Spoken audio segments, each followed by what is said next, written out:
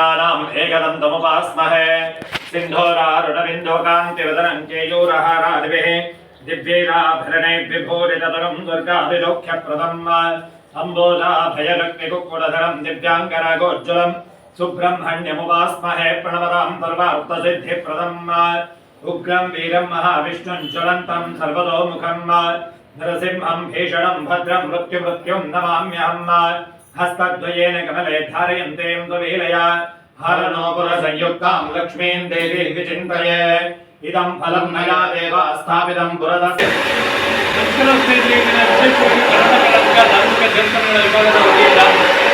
ರಾಜ್ಯದ ಜಿಲ್ಲೆ ತಾಲೂಕು ಹೋಬಳಿ ಮಟ್ಟ ಗ್ರಾಮಾಂತರ ಮಟ್ಟದ ದೇವಸ್ಥಾನಗಳನ್ನು ನೇರವಾಗಿ ರಾಜ್ಯದ ಜನತೆಗೆ ತೋರಿಸುವಂಥ ಒಂದು ದಿವ್ಯ ಕಾರ್ಯಕ್ರಮನ ಪ್ರತಿ ವರ್ಷದಂತೆ ಈ ವರ್ಷವೂ ನಮ್ಮ ಕರ್ನಾಟಕ ರಾಜ್ಯ ಧಾರ್ಮಿಕ ದೇವಸ್ಥಾನಗಳ ವಿಭಾಗದ ವತಿಯಿಂದ ಒಂದು ನಿರಂತರ ಸೇವೆ 18 ವರ್ಷದಿಂದ ನಿರಂತರ ಸೇವೆ ಸಲ್ಲಿಸ್ಕೊಂಡ್ಬಿಡ್ತಾರಂತ ಒಂದು ದಿವ್ಯ ಕಾರ್ಯಕ್ರಮ. ಈ ದಿನದ ಒಂದು ವಿಶೇಷತೆ ಏನಪ್ಪ ಅಂದರೆ ಇಲ್ಲಿ ಲಕ್ಷ್ಮೀ ಅಮ್ಮನವರ ಒಂದು ಪ್ರತಿಷ್ಠಾಪನೆ ಆಗಿದೆ.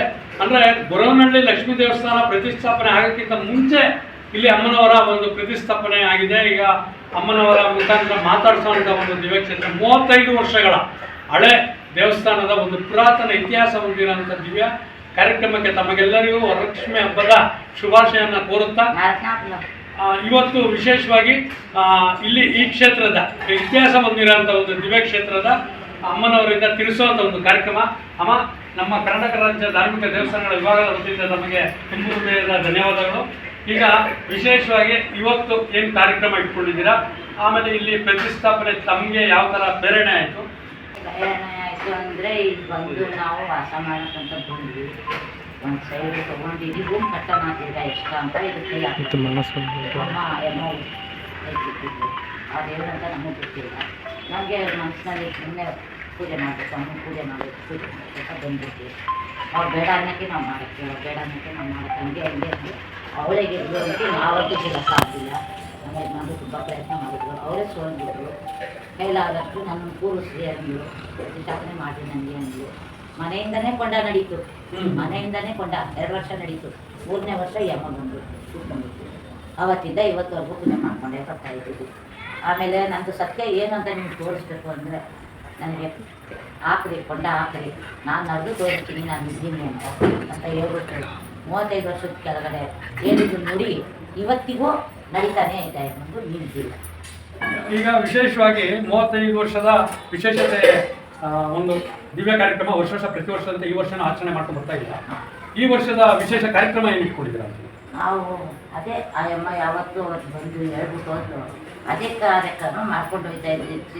ನಾವು ಸುಮ್ಮನೆ ಮಾಡ್ಕೊಂಡು ಬಂದಿದ್ವಿ, ಮಾಡಕ್ಕ ಬೇಡಕ್ಕ ಅದೇನು ಬಂದರೆ ಆಯ್ತಾ ಇದ್ದೀವಿ.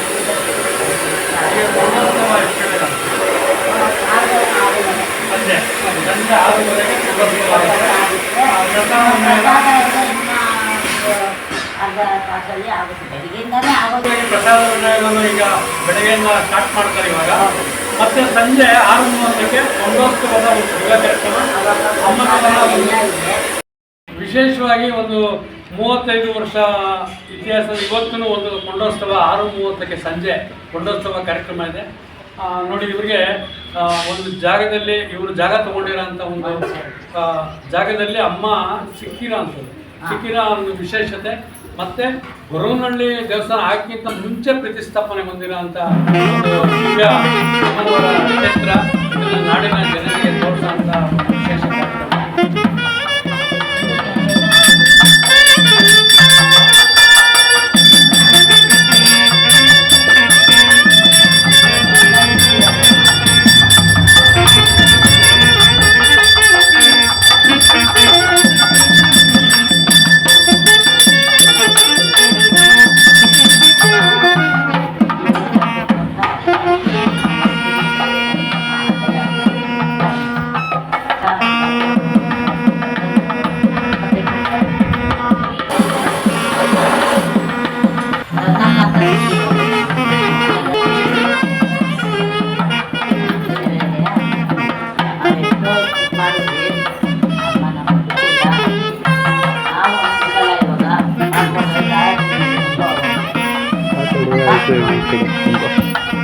Cái